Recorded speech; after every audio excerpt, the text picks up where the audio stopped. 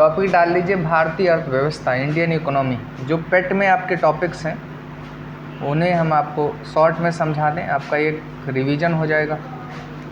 और ये जो टर्म समझाने वाले हैं या कॉन्सेप्चुअल जो क्वेश्चन आते हैं वो भी यहाँ से कवर हो जाएंगे। ठीक है, इंडियन इकोनॉमी।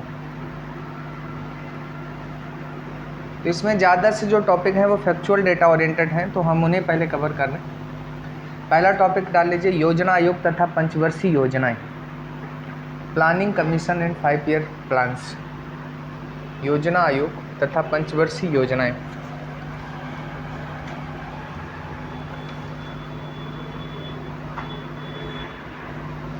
जब कभी भी आप संविधान का विकास पढ़ोगे तो वहाँ पर एक जिक्र मिलता है कि भारत में कई विचारधाराओं के लोग हैं। उस समय जितनी भी विचारधाराएं लगभग दुनिया में एग्जिस्ट करती हैं, भारतीय संविधान सभा में हर विचारधारा के लोग हैं। लेकिन आपको पता है कि जब हम स्वतंत्र हुए तो नेतृत्व जो मिला वो पंडित जवाहरलाल नेहरू का देश को मिला, और ये समाजवादी विचारधारा से काफ़ी झुकाव इनका था, काफ़ी हद तक समाजवादी विचारधारा की तरफ। इसका एक यही प्रूफ है कि जब कांग्रेस बनती है, समाजवादी कांग्रेस, तो इन्हीं लोगों के नेतृत्व में बनती है। जब 1934 के या 32 के करीब बनती है, तो इंडियन इकोनॉमी जो है वो हमारी देखेंगे हम कैसा है। तो हमने समाजवादी पंचवर्षीय योजना के आधार पर विकास शुरू किया, तो उसी के लिए कहा कि कैसे हम विकास करेंगे भारत का, तो उसके लिए बेसिस पर यह कहा गया कि पंचवर्षीय योजनाओं के आधार पर करेंगे। मतलब क्या है कि 5 ईयर पर हम प्लान्स लाएंगे, कि टारगेट रखेंगे कि कितना टारगेट हमारा है जिसे हम विकास के बेसिस पर अचीव करेंगे, ये रखा गया। तो ये सब चीज़ें इसमें डिस्कस की जाएंगी कि एग्रीकल्चर में क्या टारगेट है, फिर कितना अचीव हुआ, फिर ऐसे देखेंगे सर्विस सेक्टर में कितना है, ऐसे देखेंगे मैन्युफैक्चरिंग सेक्टर में कितना है, उस तरीके की चीज़ें हैं। तो पहले हम लोग थोड़े संक्षेप में जान लेते हैं, क्योंकि उन्होंने स्पेशल करके टॉपिक ही मेंशन किया है योजना आयोग। तो योजना आयोग क्या है? 15 केसी नियोगी एक हैं, उन्हीं की अध्यक्षता में डिसाइड हुआ कि एक आयोग बनाया जाए जो केवल प्लान्स बनाएगा। तो 15 मार्च 1950 को एक आयोग बना जिसका नाम रखा गया 5 ईयर योजना आयोग। इस योजना आयोग का अध्यक्ष जो है वो प्रधानमंत्री को बना दिया गया। ठीक, इसी से कहा कि आप ही उपाध्यक्ष को नियुक्त कर लेना, ये बताया गया, और कहा कि आप ही कुछ सदस्यों को नियुक्त कर लेना। इसका मतलब क्या? उपाध्यक्ष और सदस्य की नियुक्ति इसमें प्रधानमंत्री ही करता है। केवल आपको समझना यह है कि थीम सर्वे सर्वा इसमें प्राइम मिनिस्टर है योजना आयोग के बेसिस पर अगर हम बात करें। तो कुछ पॉइंट यहाँ से लिखना शुरू करी योजना आयोग के बारे में। 15 मार्च 1950 को योजना आयोग का गठन हुआ। योजना आयोग का गठन हुआ।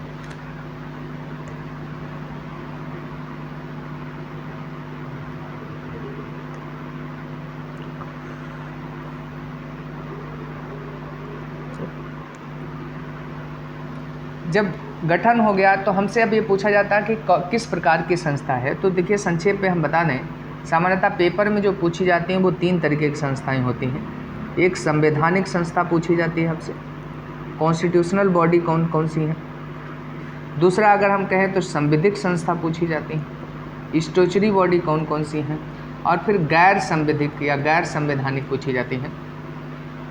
तो संवैधानिक वे हैं जिनका किसी न किसी अनुच्छेद में जिक्र है। जैसे हम पूछें कि 280 में क्या है तो आप कहेंगे वित्त आयोग, फाइनेंस कमीशन, संवैधानिक हो गया। हम आपसे पूछे 324 में क्या है तो आप कहेंगे इलेक्शन कमीशन है, तो ये भी हो गया। हम इसी तरीके से पूछे 315 में क्या है तो आप कहेंगे यूपीएससी है, तो ये भी संवैधानिक, ये संवैधानिक है। लेकिन जो किसी एक्ट के तहत आए वो संविधिक होती हैं या स्टैट्यूटरी होती हैं। एक्ट के तहत जैसे क्या है, आपने सुना होगा सूचना आयोग, इन्फॉर्मेशन कमीशन एक गठित होता है। इसी तरीके से कई ऐसे हैं, सेंट्रल विजिलाइजेशन कमीशन है, ये सीबीसी जिसे कहते हैं, ये सब संविधिक संस्था के अंतर्गत आते हैं। गैर संविधिक वे होते हैं जिन्हें मंत्रिमंडल केवल गठित कर देता है, या इसे हम कार्यकारी निकाय भी बोलते हैं। तो अगर हम इसकी बात करें, गैर संवैधानिक नहीं, मैं गैर संविधिक टर्म यूज कर रहा हूँ, ठीक, ध्यान से समझे। गैर संवैधानिक तो वो हो जाती है कि जो भारत के संविधान के अनुकूल ही नहीं है, उन्हें उन संस्थाओं की हमारे अनुमति नहीं है। ठीक है, तो गैर संविधिक और गैर संवैधानिक में अंतर समझिए। ठीक, नॉन स्टैट्यूटरी लिखा जाता है इन्हें, ऑप्शंस में अगर इंग्लिश में लिखते हैं तो ये कौन सी हैं? कॉन्स्टिट्यूशनल बॉडी हैं, ये स्टैट्यूटरी बॉडी हैं, और ये नॉन स्टैट्यूटरी बॉडी हैं। ठीक, तो अगर योजना आयोग की हम बात करते हैं तो योजना आयोग कैसा है, तो हम कहेंगे गैर संविधिक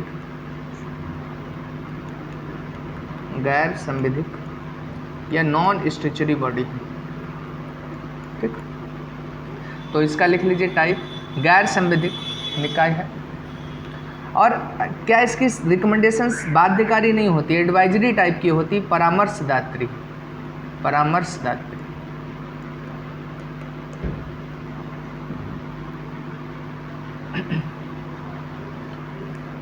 लिखिए भारत की कुछ फैक्चुअल लिखते चले जाइए साथ में।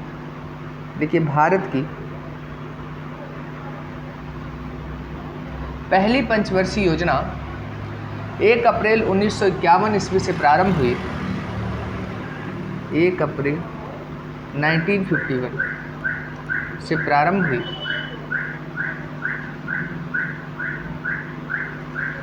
लिखिए प्रथम योजना आयोग के अध्यक्ष प्रधानमंत्री जवाहरलाल नेहरू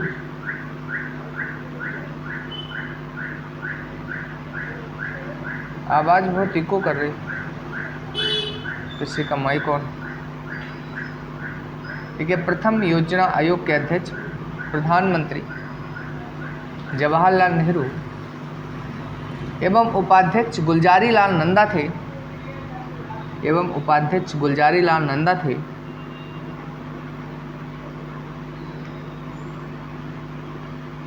देखिए 15 अगस्त 2014 को योजना आयोग को समाप्त कर दिया गया। 15 अगस्त 2014 को योजना आयोग को समाप्त कर दिया गया।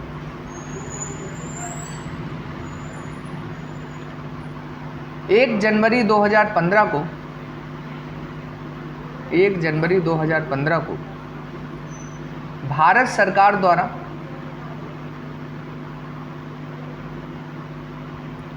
योजना आयोग के स्थान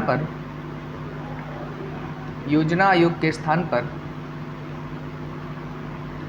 राष्ट्रीय भारत परिवर्तन संस्थान नीति आयोग, शॉर्ट में लिख लीजिए नीति आयोग का गठन किया गया।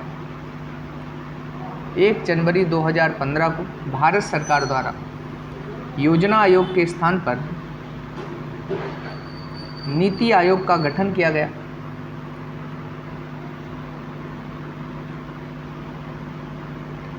देखिए नीति आयोग सरकार के थिंक टैंक के रूप में सेवाएं प्रदान करने के साथ साथ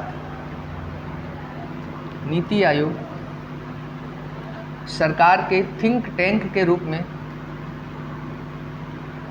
सेवाएं प्रदान करने के साथ साथ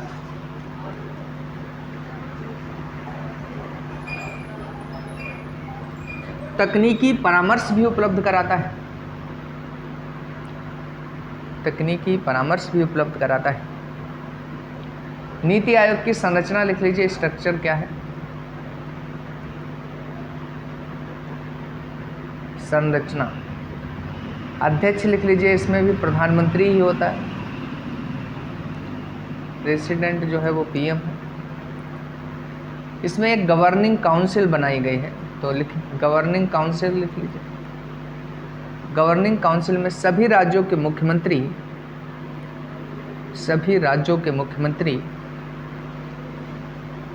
और संघ राज्य क्षेत्रों के उपराज्यपाल सम्मिलित होते हैं।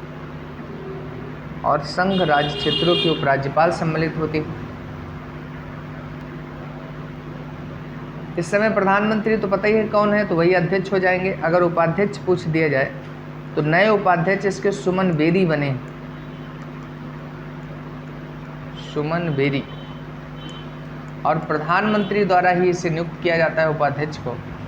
तो ये जरूर लिख लेना, उपाध्यक्ष की नियुक्ति प्रधानमंत्री द्वारा होती है।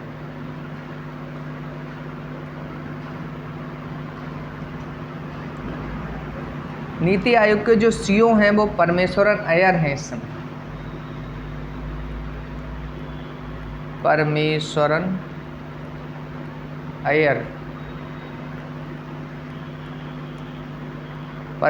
अय्यर, इतना इसमें जानना है आपको। उसके बाद 5 ईयर प्लान या पंचवर्षीय योजनाएं डाल दीजिए, और जितनी बातें मैं लिखा रहा हूँ उतनी बातें आप लिख लीजिए मिनिमम।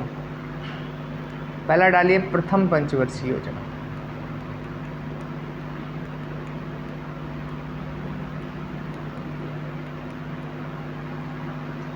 टाइम लिख लो, 1 अप्रैल 1951 से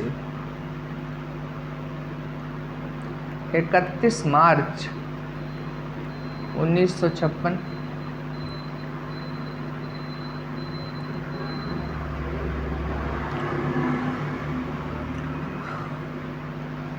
दूसरा फैक्ट लिखेंगे किस मॉडल पर आधारित है, तो मॉडल लिख लीजिए Herald Domar model, Herald Domar का समृद्धि मॉडल, हेराल्ड डोमर का समृद्धि मॉडल।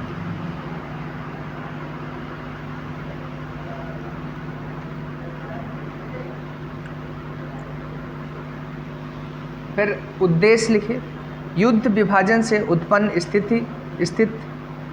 युद्ध विभाजन से उत्पन्न स्थिति से देश को उबारना, युद्ध विभाजन से उत्पन्न स्थिति से देश को उबारना, संतुलित विकास, संसाधनों का पूर्ण उपयोग, संतुलित विकास, संसाधनों का पूर्ण उपयोग, आर्थिक विषमताओं को न्यून करना, आर्थिक विषमताओं को न्यून करना, और स्टार बना के लिख लेना कृषि क्षेत्र को प्राथमिकता दी गई, कृषि क्षेत्र को प्राथमिकता दी गई। स्टार्टिंग के 1-2 में ही ज़्यादा पढ़ना है, बाकी फिर नहीं। देखिए द्वितीय पंचवर्षीय योजना,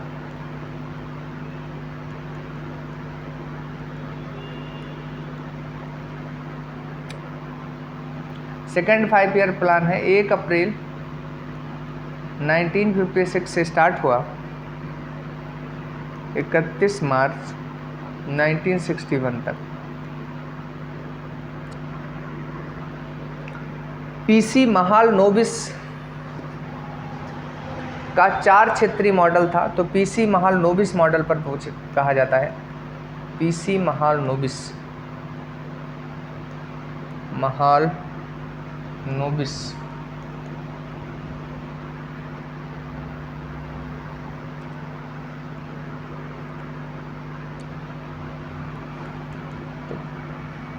उद्देश्य लिख लीजिए, राष्ट्रीय आय में वृद्धि करना, राष्ट्रीय आय में वृद्धि करना, तीव्र औद्योगिक विकास, तीव्र औद्योगिक विकास, रोजगार वृद्धि, रोजगार वृद्धि, आर्थिक विषमताओं में कमी, आर्थिक विषमताओं में कमी। थर्ड 5 ईयर प्लान लिख लीजिए,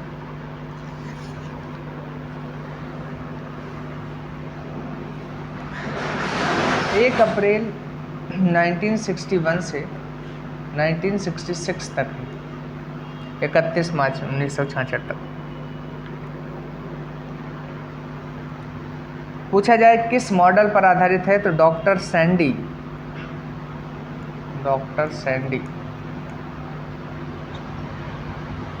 और प्रोफेसर सुब्रमण्यम चक्रवर्ती, प्रोफेसर सुब्रमण्यम चक्रवर्ती के आयात निर्यात मॉडल से प्रभावित हैं, के आयात निर्यात मॉडल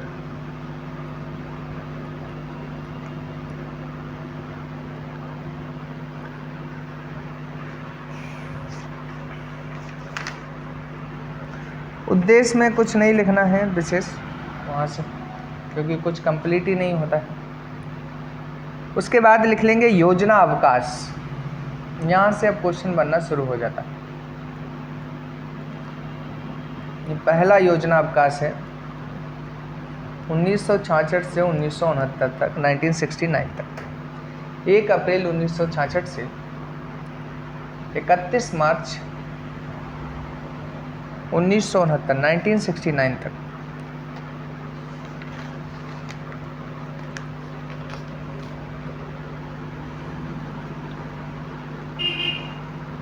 फिर लिखिए चतुर्थ पंचवर्षीय योजना या फोर्थ प्लान लिख लीजिए।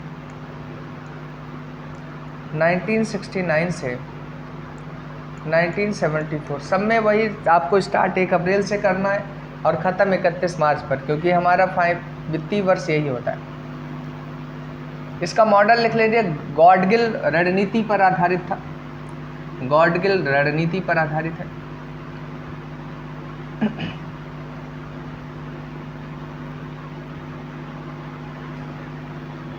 फिर 5 ईयर प्लान मतलब फिफ्थ पंच लिख लीजिए। इसमें केवल टाइम पीरियड लिखते जाइए।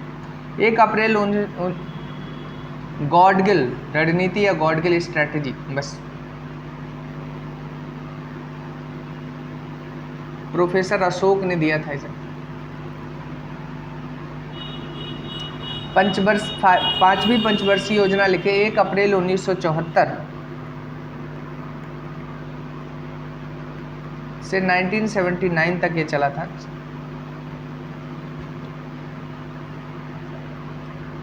लेकिन इसे 1 वर्ष पूर्व 1978 में ही समाप्त कर दिया गया। इसे 1 वर्ष पूर्व 1978 में ही समाप्त कर दिया गया।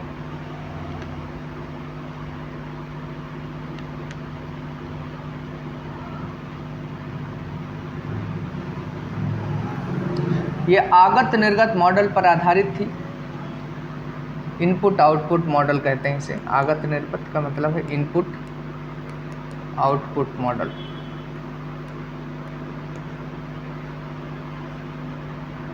फिर लिखिए 6th पंचवर्ष 5 ईयर प्लान, 6वीं पंचवर्षीय योजना।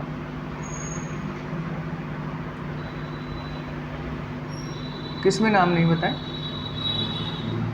अच्छा, जिसमें नाम नहीं है उसमें नाम नहीं बता रहे, ठीक है। जो एक लोग का कंट्रीब्यूशन होता है उसमें नाम दिया जाता है, जिसमें एक बहुत बड़े ग्रुप का कंट्रीब्यूशन होता है वहाँ नाम नहीं दिया जाता है मॉडल का, ठीक है।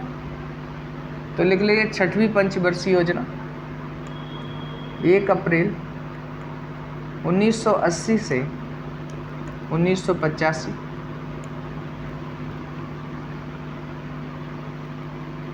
ये हैरोल्ड डोमर के मॉडल पर आधारित है। इसमें महालनोबिस का भी, पीसी महालनोबिस का भी योगदान था, लेकिन मॉडल इन्हीं का माना जाता है, हैरोल्ड डोमर।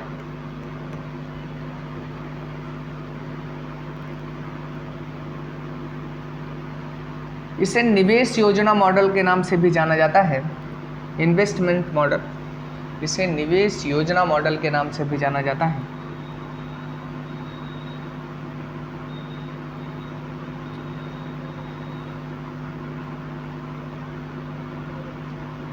लिखिए 7वीं पंचवर्षीय योजना 7th प्लान 1985 से 1990।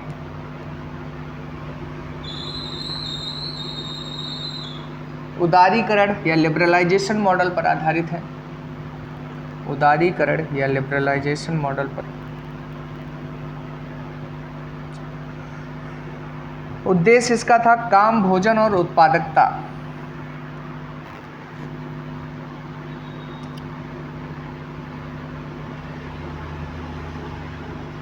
इसी में शुरू हुई थी इंदिरा आवास योजना, जवाहर रोजगार योजना, ये दोनों पूछी गई हैं। इंदिरा आवास योजना, आवास योजना और जवाहर योजना, जवाहर रोजगार योजना।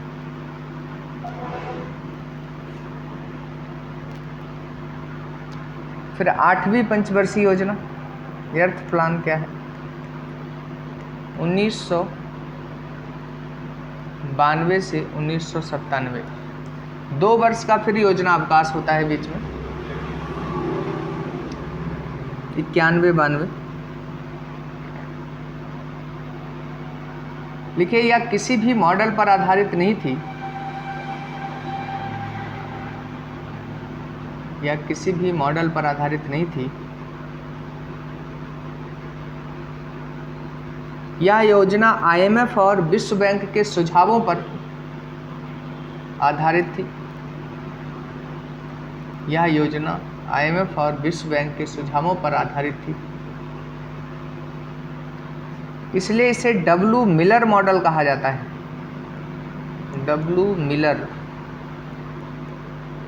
मिलर मॉडल, इसलिए इसे डब्ल्यू मिलर मॉडल कहा जाता है।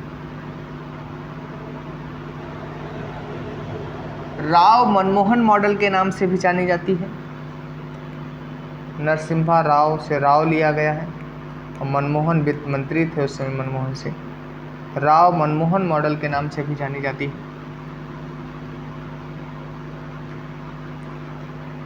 लिखिए नवी पंचवर्षीय योजना, 9th प्लान।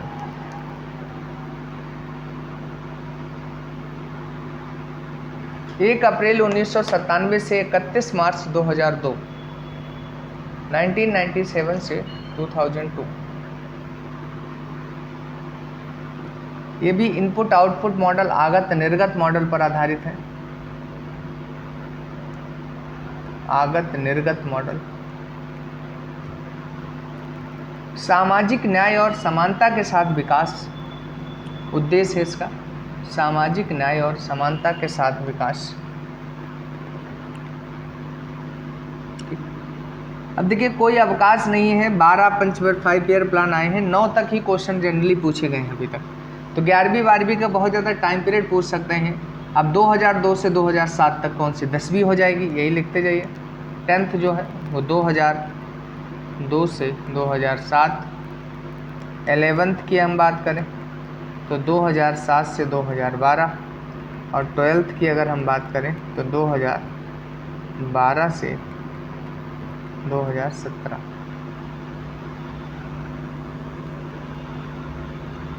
अब हाँ 2 बार योजना अवकाश है। ये एक और मान लीजिए उस समय, लेकिन वो योजना अवकाश घोषित नहीं किया गया था, 1 साल पहले समाप्त कर दी गई थी। फिर 80 में इंदिरा गांधी की सरकार बन जाती है, तो फिर उसके बाद इंदिरा गांधी अपने हिसाब से चलाने लगती है।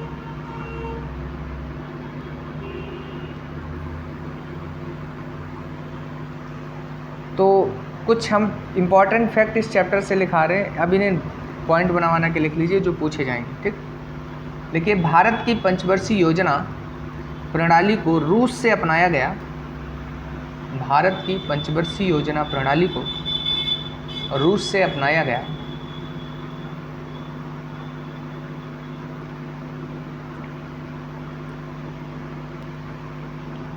रूस में पहली बार इस योजना को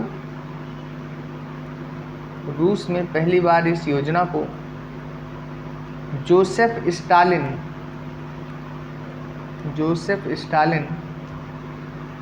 ने लागू किया था। जोसेफ स्टालिन ने लागू किया था।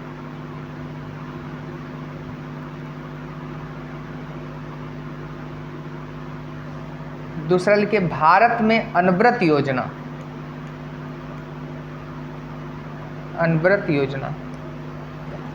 कब से कब तक लागू रही। ये वही है जब जनता दल की सरकार रही है, 1978 से 31 मार्च 1980 तक।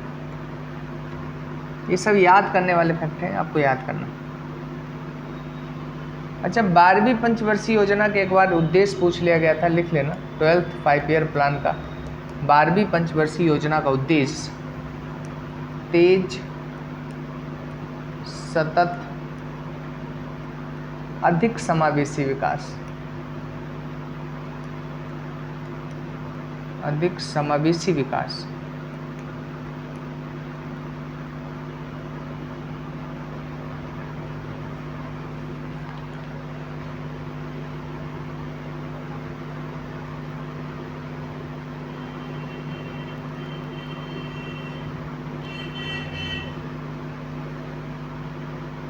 देखिए गरीबी उन्मूलन का मुख्य लक्ष्य किस पंचवर्षीय योजना में दिया गया। गरीबी उन्मूलन का मुख्य लक्ष्य किस पंचवर्षीय योजना में दिया गया।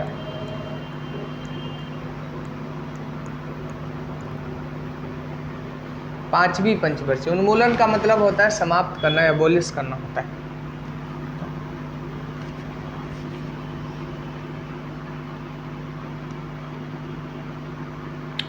देखिए भारत में वास्तविक सकल राष्ट्रीय उत्पाद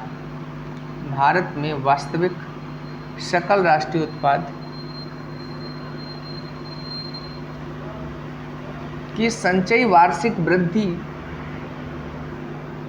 दर किस पंचवर्षीय योजना में अधिकतम थी? जीएनपी पूछ रहा, किस में मैक्सिमम रहा? जीएनपी, ग्रॉस नेशनल प्रोडक्ट, तो 8वीं पंचवर्षीय योजना में। वार्षिक वृद्धि दर, संचयी वार्षिक वृद्धि दर। एक फैक्ट पूछते हैं, प्रथम पंचवर्षीय योजना की सफलता का मुख्य कारण क्या था? प्रथम पंचवर्षीय योजना के भारत में वास्तविक सकल राष्ट्रीय उत्पाद की, भारत में जीएनपी बोलते हैं सकल राष्ट्रीय उत्पाद को, संचयी वार्षिक वृद्धि दर की अधिकतम, मतलब वार्षिक वृद्धि दर किस पंचवर्षीय योजना में अधिकतम रही? तो ये अर्थ 5 ईयर प्लान में रही थी। प्रथम पंचवर्षीय योजना की सफलता का मुख्य कारण लिख लीजिए, मानसून की अनुकूलता। मानसून की अनुकूलता।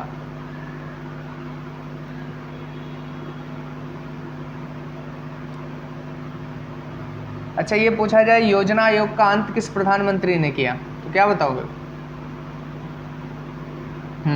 तो लिखिए, राष्ट्रीय विकास परिषद एक नेशनल डेवलपमेंट काउंसिल है, इसका गठन पूछ लेते हैं। 6 अगस्त 1952 को हुआ।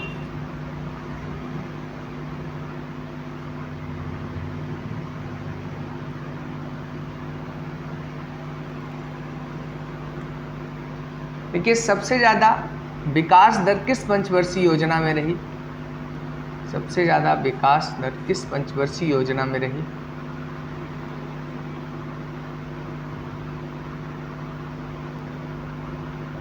दसवीं योजना।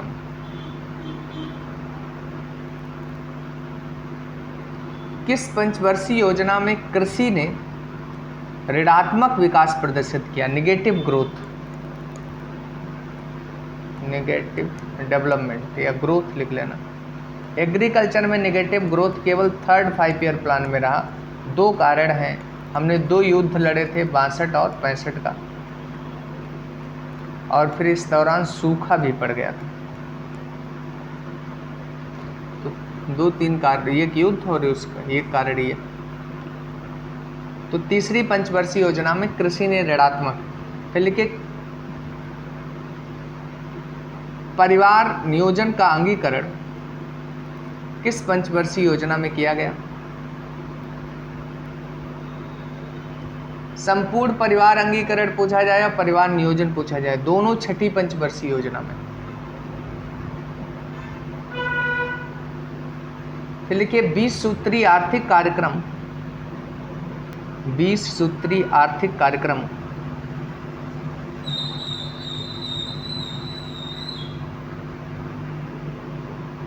पहली बार किस पंचवर्ष, मतलब कब शुरू किया गया? तो 1975 में लाए थे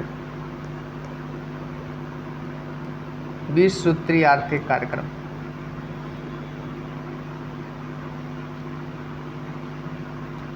लिखिए, दुर्गापुर भिलाई राउरकेला, दुर्गापुर भिलाई राउरकेला स्टील संयंत्र किस पंचवर्षीय योजना में स्थापित हुए?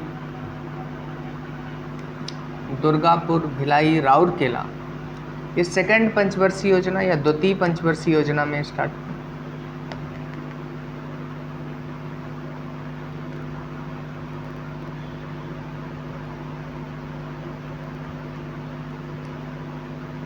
समन्वित में इंटीग्रेटेड बोलते हैं ग्रामीण विकास कार्यक्रम, IRDP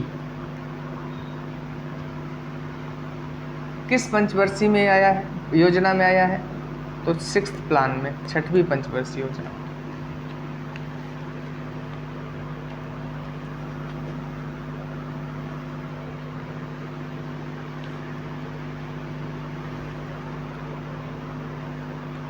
देखिए, पिछड़े देशों के लिए रोलिंग प्लान का सुझाव किसने दिया था?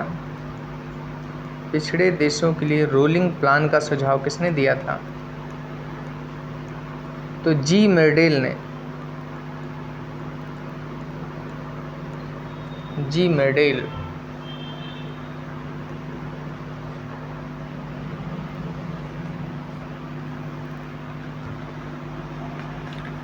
अब दूसरा टॉपिक सिलेबस का लिख लीजिए, मिश्रित अर्थव्यवस्था का विकास, निजी एवं सार्वजनिक क्षेत्र। जो सिलेबस में टॉपिक है, मिश्रित अर्थव्यवस्था का विकास, development of mixed economy, private and public sector, निजी एवं सार्वजनिक क्षेत्र। कुछ चीज़ें केवल हम समझा रहे हैं। अर्थव्यवस्था के कई प्रकार होते हैं, उसमें एक प्रकार होता है नियंत्रण के आधार पर, मतलब अर्थव्यवस्था का नियंत्रण किसके हाथ में है, इस आधार पर एक वो किया जाता है एक प्रकार।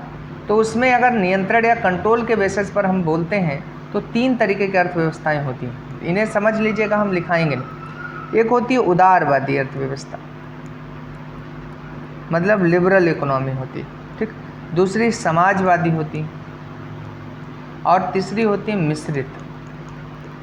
इस उदारवादी को ही हम पूंजीवादी कहते हैं, कैपिटलिस्ट इकोनॉमी भी कहते हैं। इसमें निजी लोगों का अधिकार होता है पूरी अर्थव्यवस्था पर, प्राइवेट सेक्टर का।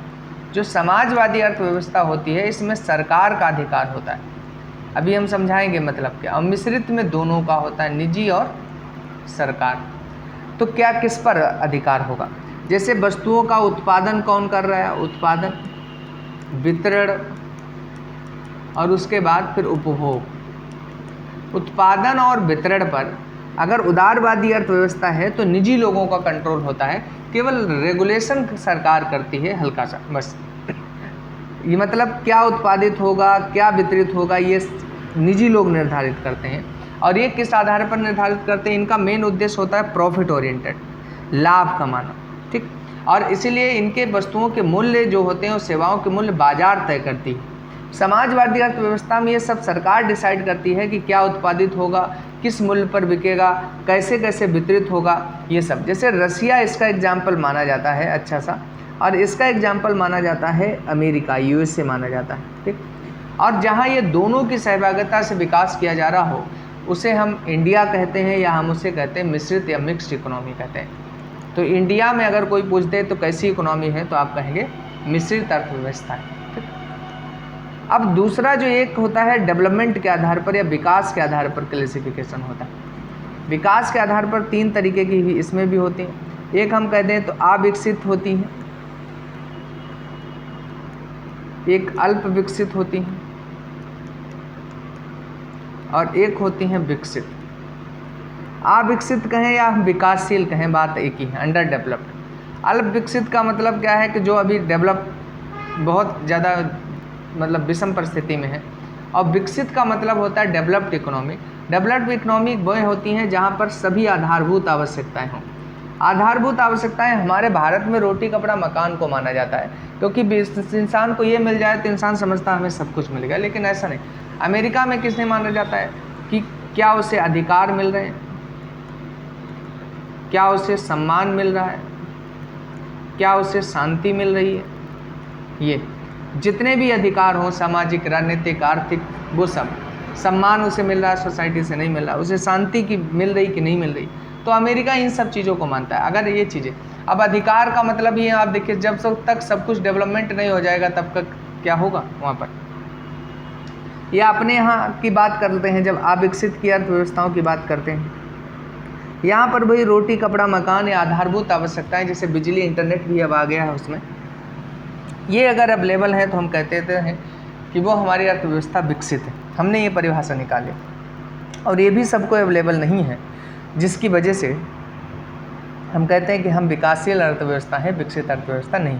और ऐसी अर्थव्यवस्थाएं जिनमें इन आधारभूत आवश्यकताएं बहुत कम लोगों को मिली होती हैं, ऐसी अर्थव्यवस्थाओं को हम अल्प विकसित अर्थव्यवस्था कहते हैं। सामान्यतः अफ्रीकी देश में कई ऐसे देश हैं जहाँ पर ऐसी अर्थव्यवस्थाएं देखने को मिलती हैं।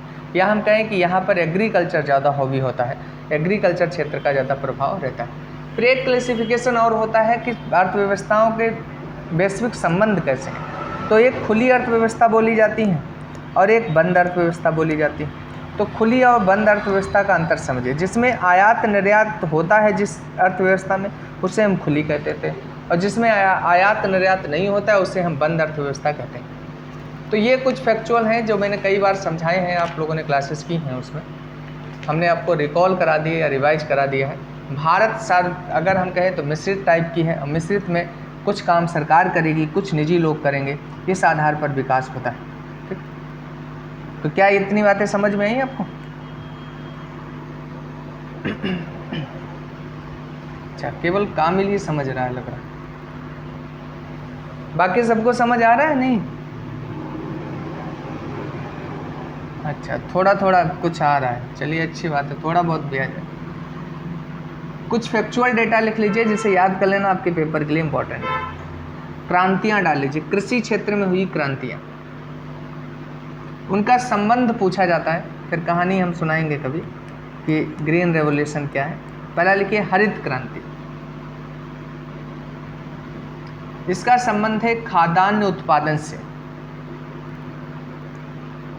इसमें गेहूं, चावल और मक्का उत्पादित की गई थी, खाद्यान्न उत्पादन से संबंधित। फिर लिखिए श्वेत क्रांति, दुग्ध उत्पादन से संबंधित है।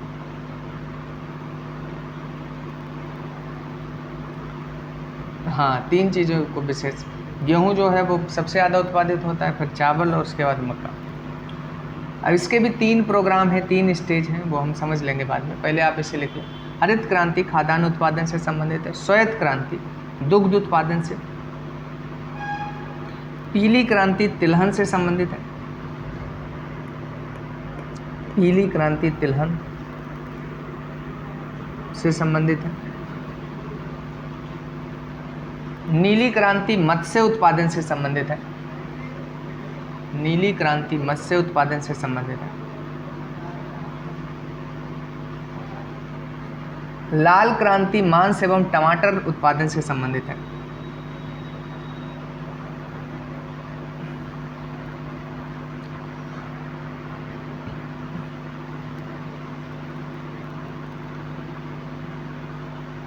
सुनहरी क्रांति फलों के उत्पादन से संबंधित है, सुनहरी क्रांति फलों के उत्पादन से संबंधित है,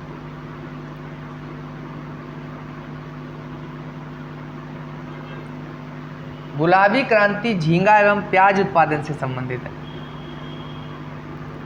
झींगा एवं प्याज उत्पादन से संबंधित है,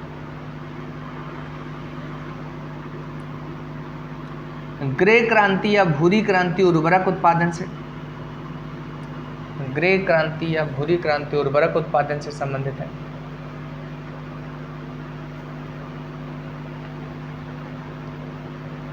रजत क्रांति अंडा उर्वरक ग्रे या भूरी, रजत क्रांति अंडा एवं मुर्गी पालन से,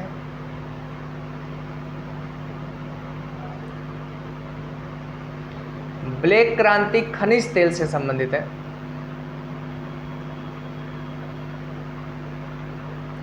खाकी क्रांति चमड़ा उत्पादन से संबंधित है,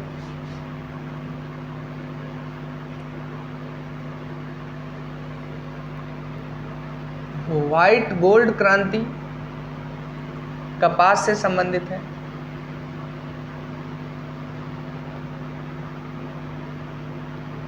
व्हाइट गोल्ड। कोई और भी कुछ पूछ रहा है? क्या पूछ रहा है?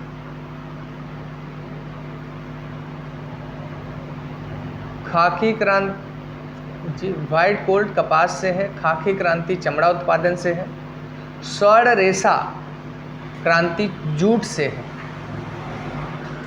स्वर्ण रेशा क्रांति जूट से,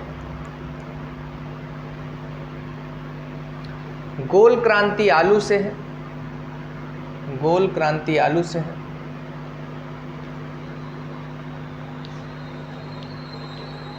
ग्रीन गोल्ड चाय उत्पादन से है, ग्रीन गोल्ड चाय उत्पादन से है,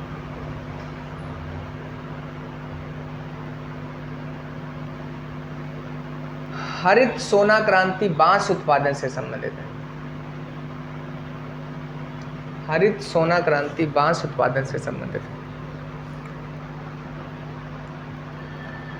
अब ग्रीन रेवोल्यूशन या हरित क्रांति हेडिंग बना लीजिए, कुछ फैक्ट इसके बारे में हम बता दें आपको, क्योंकि इससे कुछ स्पेशल करके सिलेबस में मेंशन है तो ज़्यादा पूछा जा सकता। शुरुआत इसकी भारत में 1966 से 67 में हुई थी। ये ईयर पूछ लेते हैं तो ये लिख लेना। कोई पूछते इसमें क्या किया गया, तो इसमें अच्छे बीज लाए गए थे, तकनीकी का प्रयोग करना शुरू कर दिया गया था, जिसकी वजह से उत्पादन बढ़ेगा। ठीक, तो विश्व में किसे जनक माना जाता है हरित क्रांति को, लिख लेना। विश्व में हरित क्रांति का जनक नॉर्मन बोरलॉग को माना जाता है। Norman Borlaug.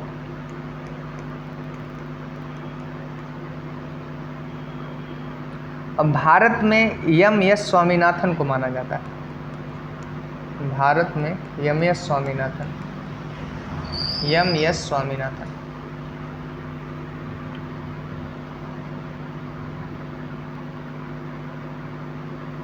तीन में भारी वृद्धि हुई थी, 3 फसलों में, गेहूं, मक्का, चावल, या गेहूं, चावल, मक्का।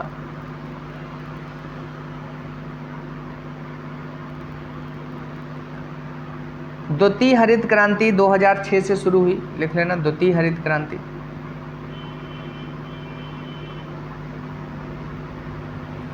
इसका उद्देश्य लिख लेना द्वितीय हरित क्रांति का। हरित क्रांति से अब तक लाभान्वित ना हो सकने वाले, हरित क्रांति से अब तक लाभान्वित ना हो सकने वाले क्षेत्रों में बीज, पानी, उर्वरक, तकनीकी का विस्तार करना। बीज, पानी, उर्वरक और तकनीकी का विस्तार करना। जैसे पशुपालन, सामाजिक वानिकी, मत्स्य पालन, ये सब पहले नहीं कंसीडर किए गए थे, अब की बार में कंसीडर किए गए। अच्छा, डॉक्टर APJ अब्दुल कलाम ने विज्ञान कांग्रेस में इसका आह्वान किया था कि द्वितीय हरित क्रांति शुरू की जाए, उसमें उन फसलों को वो किया जाए जो अभी तक जिन्हें लाभ नहीं मिला है, उनका नाम भी लिख लेना।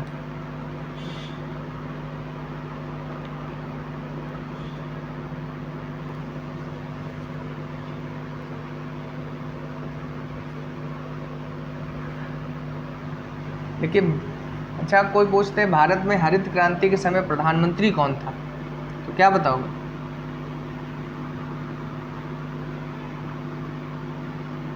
इंदिरा गांधी बन गई थी, क्योंकि पहले लाल बहादुर शास्त्री थे लेकिन उनकी मृत्यु हो जाती है। तो लिख लीजिए, भारत में हरित क्रांति के समय प्रधानमंत्री इंदिरा गांधी थी।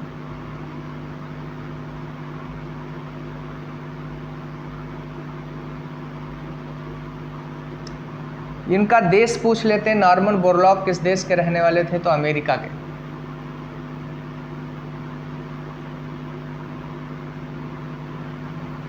लेकिन हरित क्रांति से पंजाब, हरियाणा और पश्चिमी उत्तर प्रदेश सर्वाधिक लाभान्वित हुए।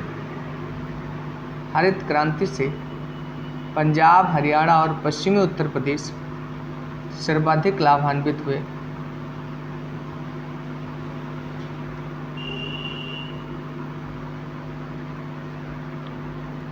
फिर एक टॉपिक इसमें मेंशन है, अगला आपके सिलेबस में लिखिए, दुग्ध विकास एवं ऑपरेशन फ्लड। दुग्ध विकास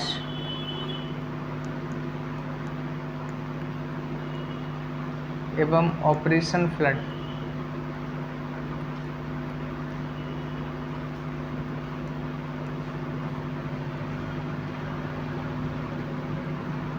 इसकी शुरुआत भारत में 1964 से 65 के बीच में हो गई थी, 1964-65।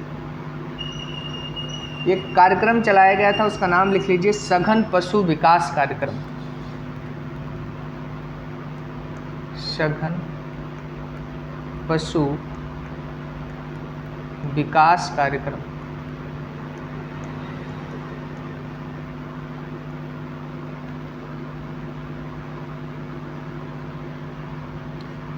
ऑपरेशन फ्लड 3 चरणों में स्टार्ट किया गया है, तो तीनों चरण आप लिख लें।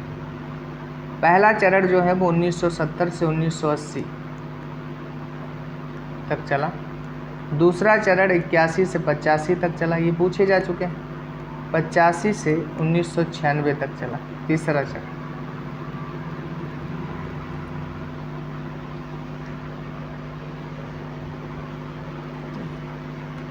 बीजी कुरियन का नाम सुना ही होगा, इन्हें श्वेत क्रांति का जनक माना जाता है।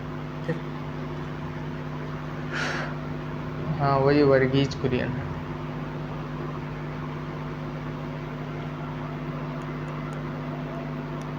फिर कुछ संस्थाओं के नाम लिख लो जो दूध से रिलेटेड है। लिखिए राष्ट्रीय डेयरी अनुसंधान संस्थान, राष्ट्रीय डेयरी अनुसंधान संस्थान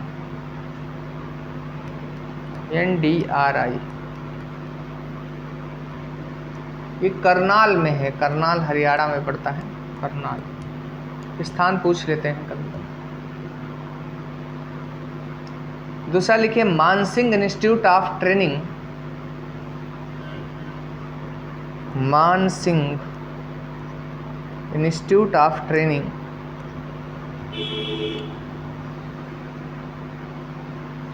यहाँ राष्ट्रीय दुग्ध विकास बोर्ड है। ये मेहसाना में पड़ता है, गुजरात के मेहसाना, मेहसाना गुजरात के मेहसाना में पड़ता है।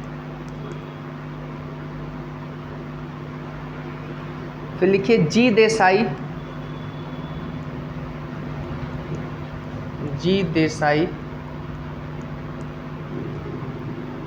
ट्रेनिंग इंस्टीट्यूट,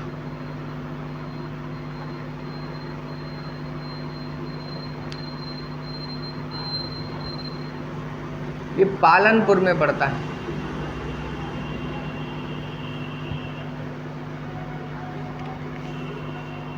पालनपुर कहाँ है?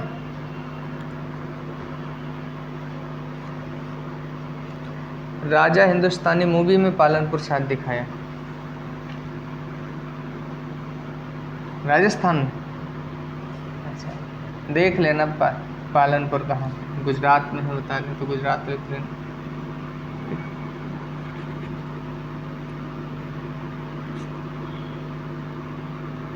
डाल लीजिए। अगला टॉपिक है बैंकों का राष्ट्रीयकरण तथा सुधार, बैंकों का राष्ट्रीयकरण तथा सुधार। आपको ये चीज़ें हमने खूब बैंकिंग में पढ़ाई हैं, टॉपिक के अनुसार रिवाइज करा रहे हैं। 1 जनवरी 1949 को पहली बैंक RBI का राष्ट्रीयकरण होता है। फिर आपको पता है कि 1955 में SBI का राष्ट्रीयकरण हो जाता है। 1958 में SBI की 5 एसोसिएट हैं, उनका राष्ट्रीयकरण होता है। 1969 में ऐसी 14 बैंकों का राष्ट्रीयकरण होता है जिनकी उस समय कैपिटल 50 करोड़ होती या लायबिलिटी 50 करोड़ होती। तो कुछ पॉइंट लिखते जाइए। 1 जनवरी 1949 ईस्वी को RBI का राष्ट्रीयकरण किया गया, RBI का राष्ट्रीयकरण किया गया।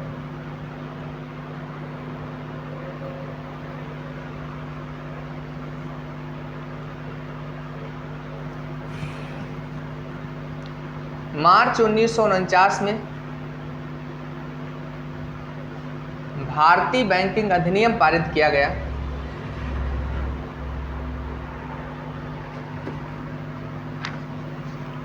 जिसमें RBI को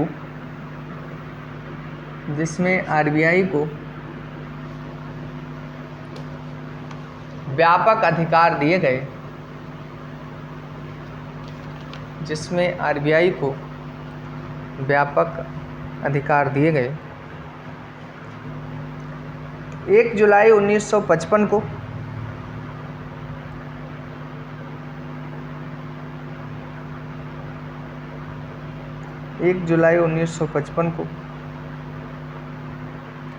SBI का, या ऐसे लिख लीजिए इंपीरियल बैंक ऑफ इंडिया का राष्ट्रीयकरण किया गया, इंपीरियल बैंक ऑफ इंडिया का राष्ट्रीयकरण किया गया तथा इसका नाम बदलकर स्टेट बैंक ऑफ इंडिया कर दिया गया, तथा इसका नाम बदलकर स्टेट बैंक ऑफ इंडिया कर दिया गया।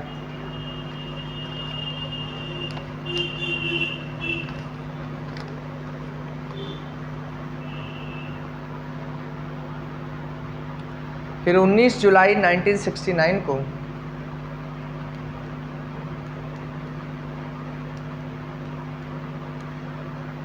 चौदह बड़े वाणिज्यिक बैंकों का राष्ट्रीयकरण किया गया। 14 बड़े वाणिज्यिक बैंकों का राष्ट्रीयकरण किया गया।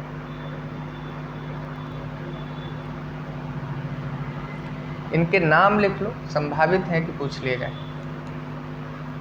पहला लिखिए central bank of India, central bank of India. Bank of Baroda, bank of Baroda. Syndicate bank, syndicate bank. Dena bank, syndicate bank, Dena bank. United bank of India, united bank of India.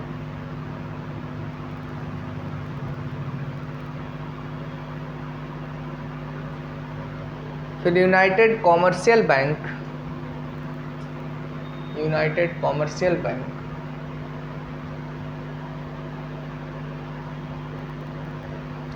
Allahabad bank,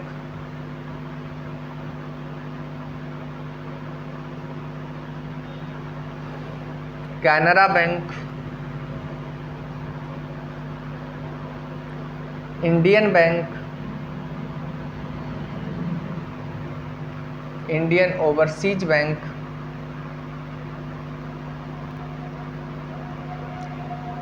union bank of India,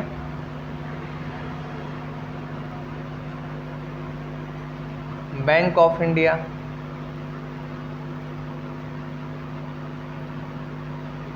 Punjab national bank और bank of Maharashtra. नाम याद मत करने लगना, केवल हो सकता है 4 ऑप्शन दे दें और ये पूछ लें किसका राष्ट्रीयकरण नहीं हुआ था, तो 1-2 बार रीड किए होंगे तो क्लिक कर जाता है कि हाँ ये थी उस लिस्ट में या नहीं थी। ठीक, फिर लिख लेना 15 अप्रैल 1980 को 6 वाणिज्यिक बैंकों का राष्ट्रीयकरण किया गया, 6 वाणिज्यिक बैंकों का राष्ट्रीयकरण किया गया।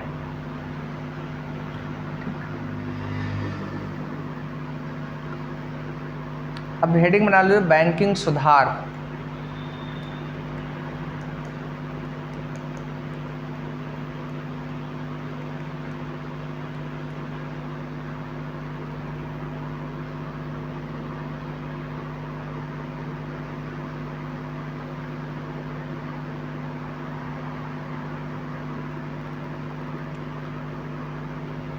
पहला, एनपीए की समस्या को सुलझाने के लिए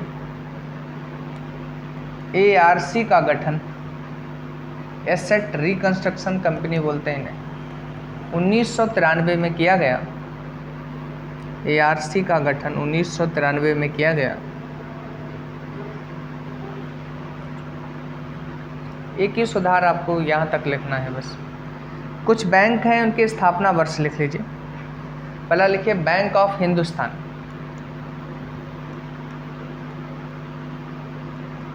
बैंक ऑफ हिंदुस्तान 1770 में। Bank of Bengal 1806। Bank of Bombay 1840। Bank of Madras 1843।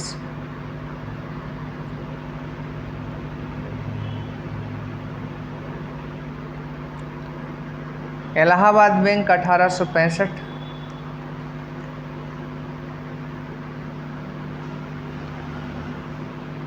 Awadh commercial bank 1881।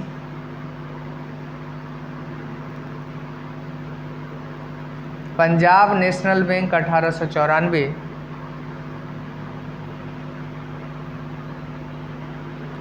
Bank of India 1906।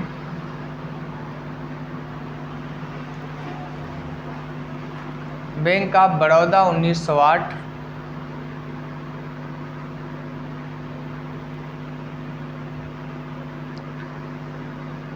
Central bank of India 1911।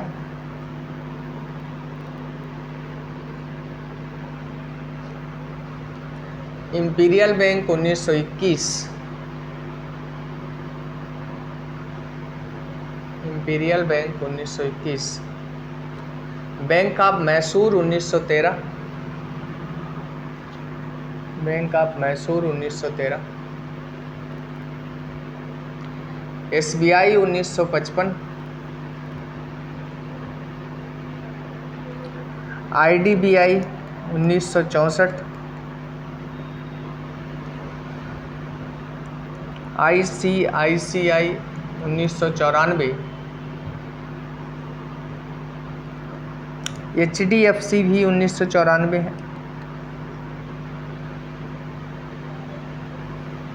और एक्सिस बैंक 1993।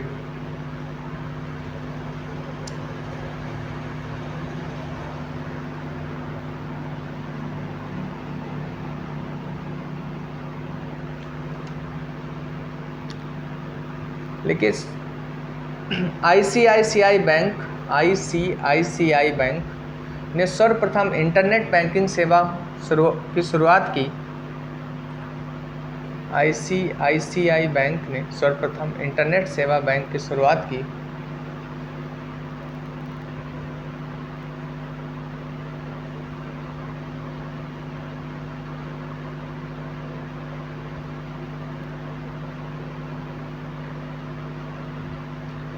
लेकिन सार्वजनिक क्षेत्र के बैंकों के अध्यक्षों का चयन, सार्वजनिक क्षेत्र के बैंकों के अध्यक्षों का चयन बैंक बोर्ड ब्यूरो करता है। बैंक बोर्ड ब्यूरो करता है।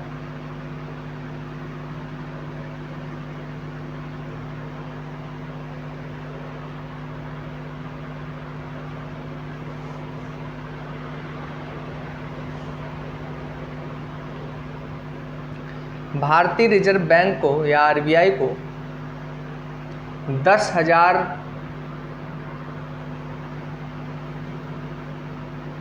तक का करेंसी नोट छापने का अधिकार है। 10,000 तक का करेंसी नोट छापने का अधिकार है।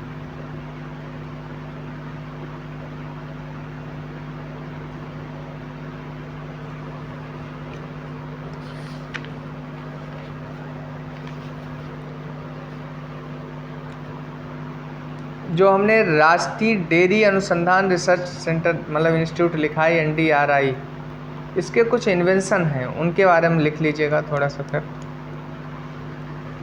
जैसे पहला लिखो एक समरूपा, हेडिंग बना दीजिए समरूपा। 6 जनवरी 2009 को 6 जनवरी 2009 को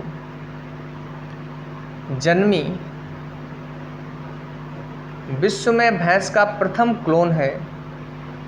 जन्मी विश्व में भैंस का प्रथम क्लोन है।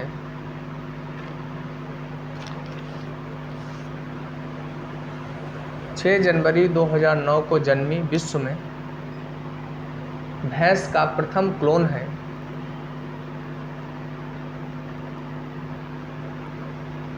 ये मात्र 6 से 7 दिन तक ही जीवित रही। ये मात्र 6 से 7 दिन तक ही जीवित रही। इसके फेफड़े में संक्रमण हो गया था। इस समरूपा चली गई। अब गरिमा आ गई है, दूसरी लिखिए गरिमा।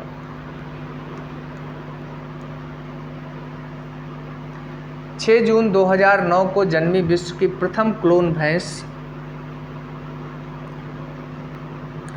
गरिमा है। 6 जून 2009 को जन्मी विश्व की प्रथम क्लोन भैंस यह 2 वर्ष 2 माह तक जीवित रही। यह 2 वर्ष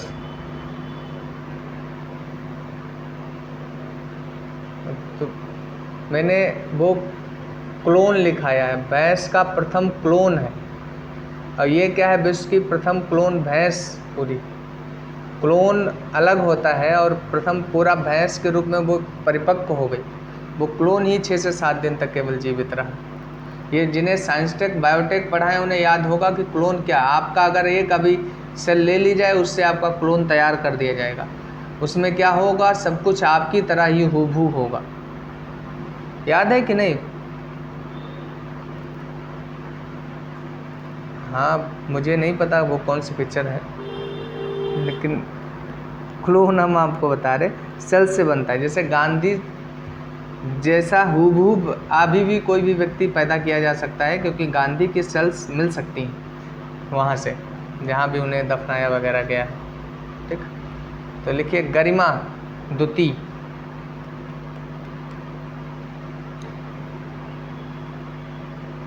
छः जनवरी 2009 को जन्मी विश्व में भैंस का प्रथम क्लोन है।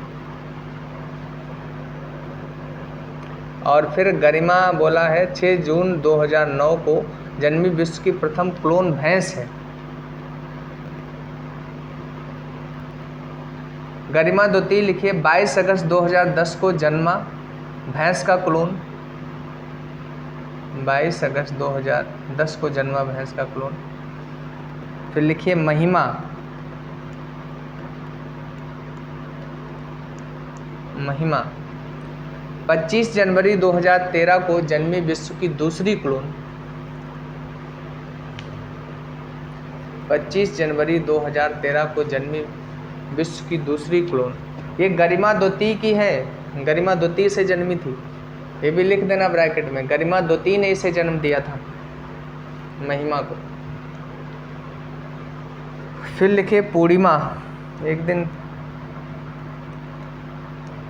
तुम केवल समरूपा और गरिमा याद रखो, और इतना याद रखो विश्व में भैंसों के क्लोन है, बहुत डिटेल में नहीं। फिर महिमा और गरिमा द्वितीय से पैदा हुई बस। पूर्णिमा लिखिए। क्या हुआ, गरिमा से कोई दिक्कत?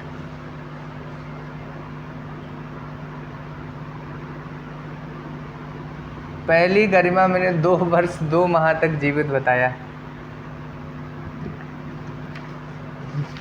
बड़ी दिक्कत हो गई। देखिए पूर्णिमा एक वयस्क मादा भैंस की दैहिक कोशिका से, एक वयस्क मादा भैंस की दैहिक कोशिका से 6 सितंबर 2013 को जन्मी क्लोन है। 6 सितंबर 2013 को जन्मी क्लोन है। यह क्लोन 25 सितंबर 2013 तक जीवित रही।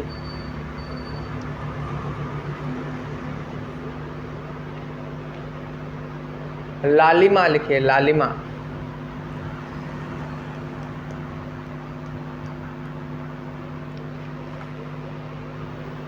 दो मई 2014 को जन्मी मुर्रा भैंस की क्लोन। 2 मई 2014 को जन्मी मुर्रा भैंस की क्लोन है।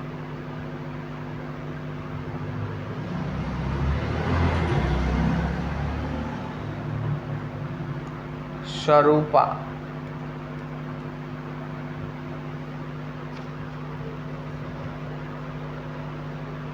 1 अगस्त 2015 को जन्मी भैंस का क्लोन है।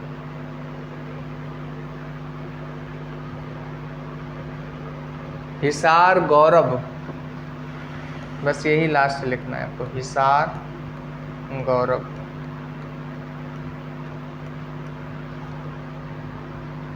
ग्यारह दिसंबर 2015 को 11 दिसंबर 2015 को जन्मी भैंस की क्लोन है।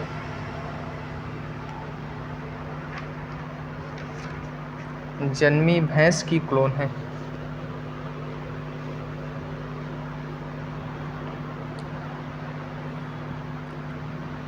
हेडिंग डाल लीजिए, वर्ष 1991 में आर्थिक सुधार तथा उसके बाद की अर्थव्यवस्था,